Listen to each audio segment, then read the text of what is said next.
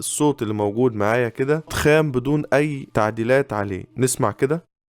إن هذا القرآن يهدي للتي هي أقوم ويبشر المؤمنين. ركز كده معايا خطوة خطوة بالراحة، الموضوع بسيط بس محتاج منك تركيز. هفتح تراك بالراحة خالص عشان ما لخبطكش. أول حاجة من عند تراك هفتح نيو والاختصار بتاعها كنترول شيفت ان، وهفتح تراك ستيريو ماستر.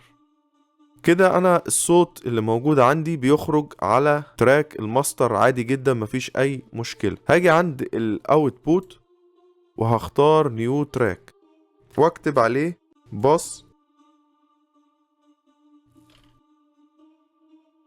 وهدوس كرييت. اصبح كده الصوت اللي موجود معايا مش هيخرج على الماستر مباشرة، هيخرج